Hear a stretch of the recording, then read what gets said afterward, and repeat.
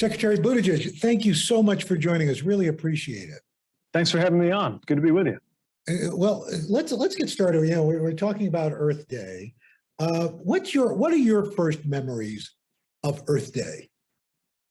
You know, when I was in school, you started to hear about it more and more. And I remember we would do events. The teacher would invite us to spend time outside or study things about the environment. I think I associated it a lot with greenery and trees, a little different than now when I think about it more in terms of invisible things like carbon pollution. But it's only become more important, more timely since then. So talk to me about your personal goals when it comes to climate change. Well, look, when you think about the sources of greenhouse gas pollution in our economy, the number one category of that is actually transportation. And so for me, if you work anywhere in or around transportation, there's a responsibility and an opportunity to be a huge part of the solution. So the goals that I take with me to work every day are both professional and personal, because they also have to do with making sure that my kids, I'm a new father as of less than a year ago, that they thrive, but also, of course, is very personal because, my generation is really going to rise and fall, I think, based on how good we are at facing the climate challenge. So the infrastructure bill, which would be probably the largest of its kind in remaking our transportation networks, our infrastructure in over 50 years. How is that bill going to impact our goals for climate change, to fight climate change? So the infrastructure law is going to be a huge part of how the American economy can rise to the climate challenge. And one thing that's especially exciting to me about this is it's also a place where we can break down this old idea that we had to choose between climate and the economy. We are creating jobs through the transportation infrastructure of the future that will also be responsible for improvements in our climate. I'll give you just a handful of examples. We're funding things like low or no emission buses, electric buses that are cleaner for the neighborhoods they operate in, and where there's going to be a lot of job creation in manufacturing those buses here in the US. We're funding a network of charging stations for electric vehicles as more and more Americans consider going electric. One of the biggest things on your mind if you're weighing whether to buy an EV is whether there are going to be charging stations available if you take a lot of long road trips, the same way there's going to be a gas station for you when you go out on the interstate. And making sure that quality transit is available for people wherever they live. That's big cities, of course, but also smaller communities, where transit can be a lifeline for so many. I think of it this way: if you have more choices in how to get to where you're going, if you don't always have to be in a car, if you don't have to bring those 2 tons of metal with you everywhere you're going, because there's a good transit option, whether it's a bus or a streetcar or a subway, or even good active transportation options, if walking or biking to work might be for you. Creating those kinds of options is also a very important climate solution for our future. Does it take, but beyond an infrastructure law, does it also take, and how do you implement a change in attitude? For example, here in New York City, I like to bike to work, I walk to work, but people get really worked up when you say, well, we're going to put in bike lanes and things like that. People, they have been used to having unfettered access to wider streets and plenty of parking. Well, my experience is that whenever you have something new, it takes a little getting used to. But when you have good policies for having safe pedestrian or bike passage in addition to streets being for car traffic, when you do all of that together, once you get it right, people would never want to go back. That was my experience when I was a mayor in South Bend, Indiana. And that's what we're seeing in communities large and small across the country.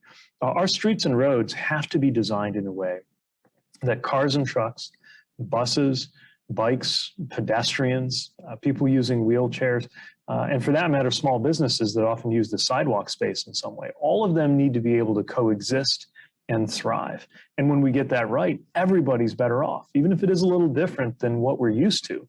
on streets and roads that were designed in the 50s or the 70s. So talk to me about the Department of Transportation's role in reducing pollution and trying to fight climate change. Well, the way I would say it is that every transportation decision is a climate decision, whether you recognize it or not, for the simple reason that transportation is such a big source of emissions. If we make sure that there are cleaner buses, then we're benefiting a neighborhood and benefiting the climate. If we make sure that there's a good way to get around, whether you have a car or not, we're creating options for people that takes congestion off the road, and that means less pollution.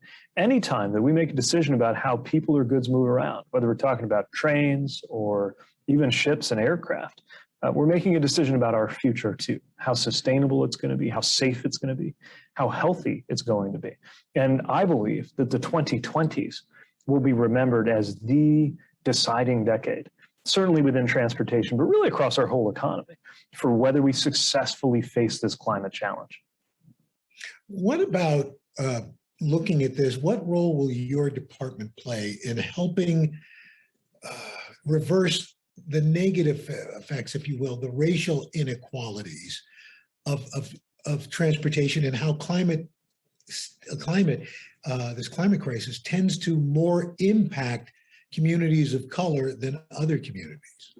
Yeah, you can't look at climate without also looking at fairness. And it's very clear if you look at just the patterns of who gets impacted by issues related to climate change right now, that racial disparities are huge.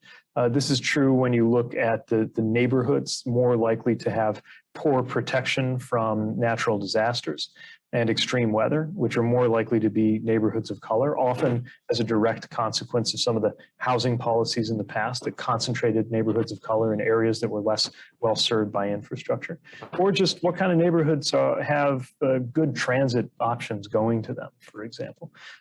There are unfortunately many cases where in the past, sometimes infrastructure spending made it worse. Sometimes railway lines or highways were run along a certain route designed to sometimes divide white from non-white. But the great thing about the moment that we're living in is we can do something about it.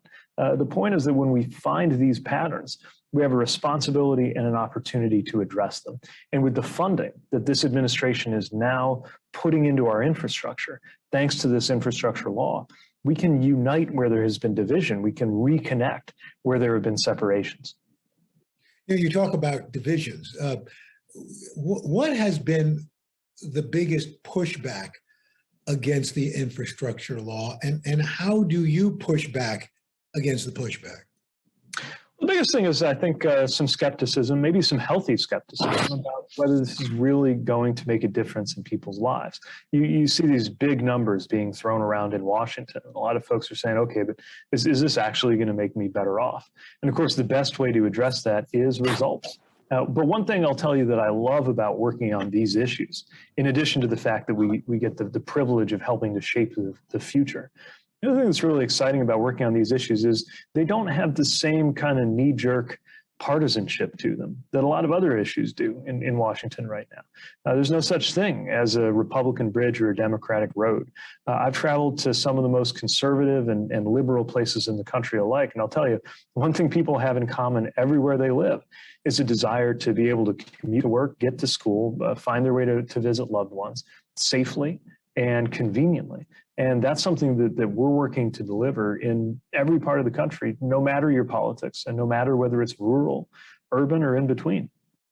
I've gotten to talk with EPA Director Michael Regan, and I was wondering what kind of interface there is between your departments as you go forward with this. Yeah, I work with the EPA and Administrator Regan a lot. He's a terrific colleague and somebody who's doing great work to make sure that we make the most of the 2020s, which again brings a huge opportunity and a huge responsibility. He and his team are really racing against the clock. We all are.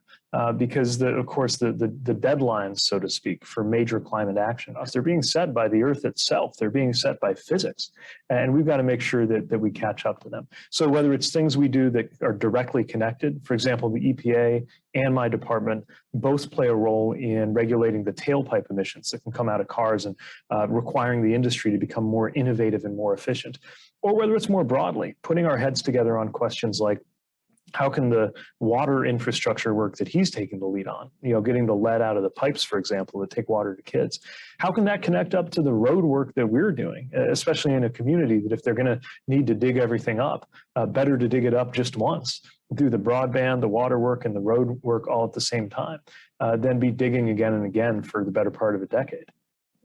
You raise an interesting point in that, you've released these new vehicle fuel economy standards. We saw in the previous administration, they wanted to relax these, even though, the auto industry was saying, no, we're okay with this.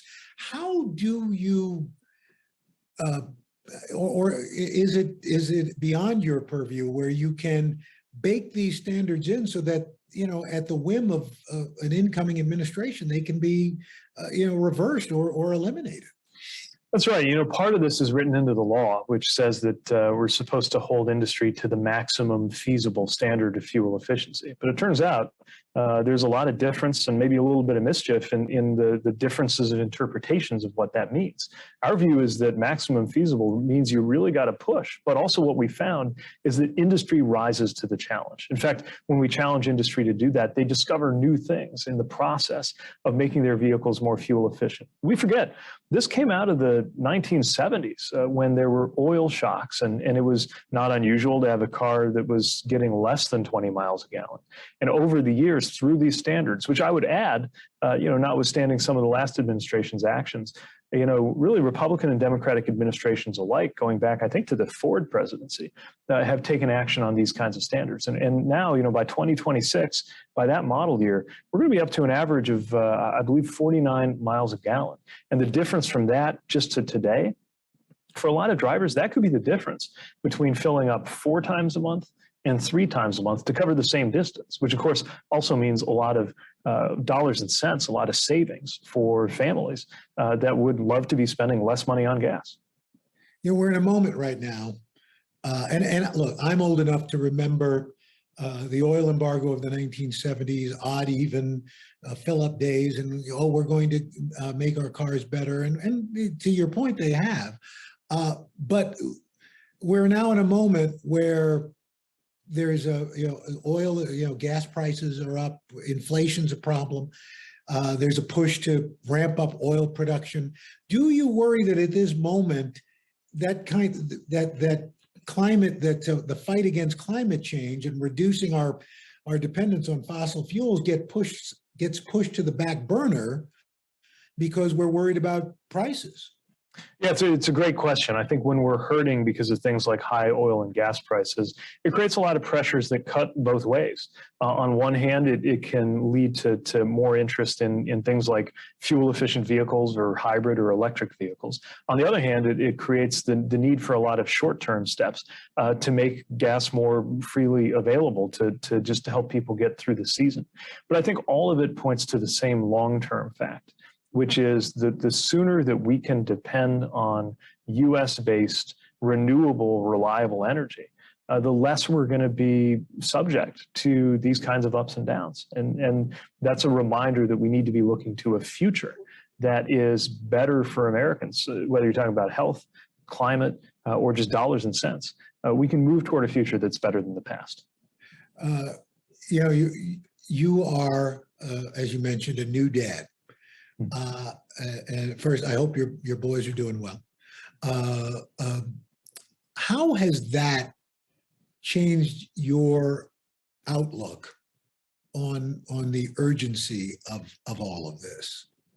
Well, it changes everything. I'm used to being the youngest person in the room in a lot of the rooms I find myself in Washington. So I used to think about the future as something that, my relationship to it was as somebody who was relatively young to be doing the work that I'm doing. But I tell you, the moment you hold your kids in your arms for the first time, and we became parents of newborn twins, adoptive parents on about 1 day's notice. our little son and our little daughter, their lives are really going to be shaped by whether we make good decisions right here in the 2020s. I think a lot about where we're going to be in 2039 when they'll turn 18. And, you know, as they're entering the workforce, or I'm dropping them off at college, maybe they're going out into the world. You know, the truth is a lot of the most important decisions will have been made. They'll be old enough to judge whether we did a good job for them or not. And that's not some distant, you know, flying cars, Jetsons kind of future. That's a day that I'm planning for and saving up for right now. By then, they're either going to say, you know, I'm glad that you set our generation up for success, or they're going to say, Dad, why didn't you do more? Are you hopeful about our future when it comes to the climate? I am, because I see how people are rising to this challenge. Whether it's the workers who are involved in the shift toward electric vehicles, or people in the agriculture sector who are finding ways to practice soil management that's going to help us, or the young advocates and activists who are out there with such moral authority saying, hey, if you're old enough and in a position of responsibility right now, you got to do a good job at this. I see the power of it, and I've seen the conversation shift from just doom and gloom, talking about the wildfires and the hurricanes and all the terrible mistakes that we've made. As important as that is, I've seen that sense of urgency coupled with a sense of a national project that right now we as a country are working to beat this challenge before it's too late. And there's extraordinary innovation, extraordinary creativity going into that. It's going to mean some hard choices. It's going to mean some hard work, but we're doing that hard work right now. And I'll tell you, if the work of my colleagues here at the Department of Transportation, the public servants, many of whom have been working on these issues for years or even decades, and the transportation stakeholders that we work with, the workers, the companies, if their commitment is anything to go by, I think we have a lot to look forward to, even if this is a perilous time. We've asked each of our guests, what's the last time you saw something in nature that kind of took you aback, a sense of wonder? Well, you know, I was riding my bike up the Anacostia River Trail with a friend here in Washington, D.C. last weekend. And you don't have to pedal too far to be out of feeling like you're in the city, and it opens up a little bit. But actually, we were very much in the city, in a neighborhood near a school and a housing development, but where there's a little bit of a grassy area that goes up along this little paved bike trail. And within arm's length of me were two white-tailed deer. They were just standing there looking at us as we biked by. But that looked like, you know, what are you looking at, kind of thing. And it reminded me that you know, they've been here a lot longer. They've been on this you know, in this area, on this land, a lot longer than politicians have, and helped put me in my place a little bit. Well, Secretary Buttigieg, we really appreciate you taking time to talk about what the Department of Transportation is up to in its fight to try to help get this infrastructure law going, and working on what we need to do for our climate. So really appreciate you taking the time, sir. Well, thank you. It's such an important subject, and appreciate the chance to talk about it with you.